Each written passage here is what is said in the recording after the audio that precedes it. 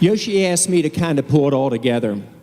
And if you agree with everything I'm about to say, I haven't done my job, because my job is to kind of make you a little bit uncomfortable. There's never been the speed of market transitions going on that we see in the global economy today.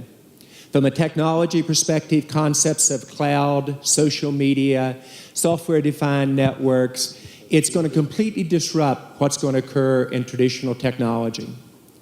From a business model perspective, there are going to be new competitors coming at every one of us in this stage, including governments, at a speed and different business models. And when you look at what does new media really mean, the definition of it is very simple. It's on-demand access to content anywhere, anytime, from any device.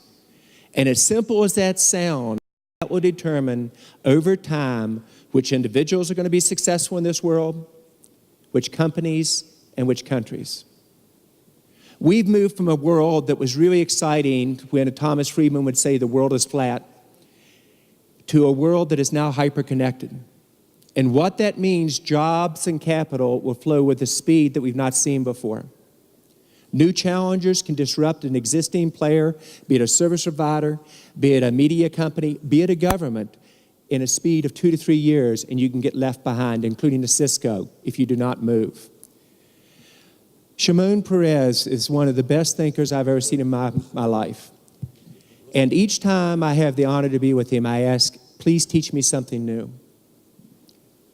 2 months ago, he was at our house in Silicon Valley, and he asked me to invite a couple of CEOs and some venture capitalists. About halfway through the evening, I said, Shimon, would you please teach us something that would really make us all think how rapidly we have to change?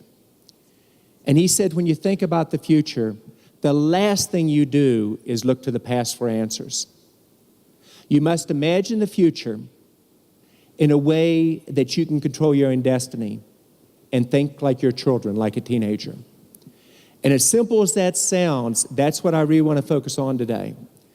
Because when you look at our teenagers and you do the surveys, a third of them believe that access to technology, the internet, any content on demand is as basic as food and shelter. And that means they expect it for free. A third of the students, if you give them a choice, and you have a choice between a car and access to the internet, a third of them will choose only access to the internet. I would have failed that one miserably. 40% of the students, if you give them a choice between accessing this information on demand anywhere they want, or going out on a date, hanging out with friends, or listening to music, they would prefer the access to the internet. And 2/3 of the young people consider the most important technology they have in their life is their mobile device. Mr. President, I was just quoting how you taught all of us in Silicon Valley about thinking of the future and thinking like a teenager. And as you think about the statistics I just shared with you, understand that the majority of the companies we faced as competitors just 20 years ago are almost all gone. 15 years ago, there's one left. From 10 years ago, 3 or 4. And the same thing could happen to us if we don't dramatically reinvent ourselves around these new concepts that will change the way the world works, lives, learns, and plays.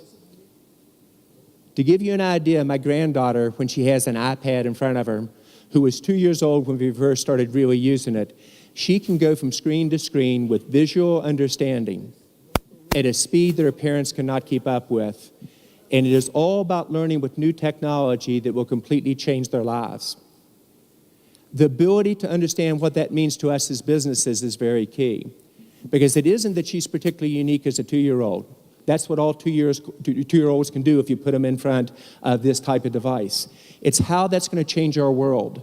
It's how governments who do not understand the implication of what that means from a regulatory point of view, from a service provider point of view, from a content point of view, and a creativity of getting the population to pull together will get left behind.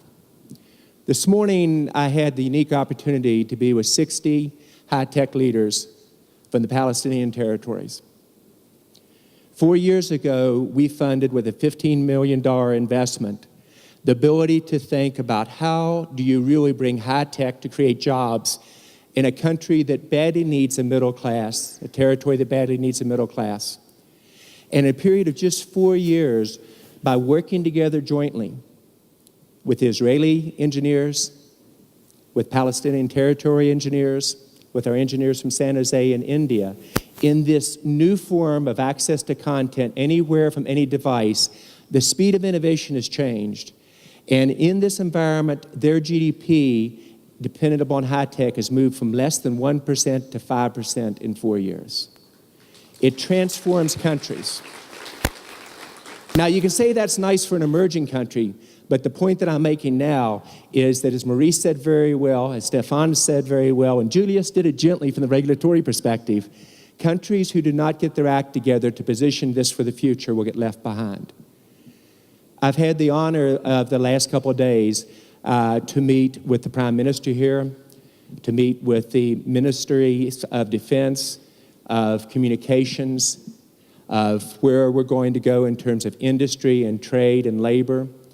And the ability of the government leaders here, which, Shimon, I think you've represented so well for so many years, to be an entrepreneurial nation, to think what is possible, and to understand these trends in terms of the new media will change every aspect, and pull it together for what it means for every citizen, what it means for healthcare, what it means for education, how you take the top nation in the world per capita in startups and technology and take it not to the next level, but to the next generation, is key upon how the regulatory boards work together.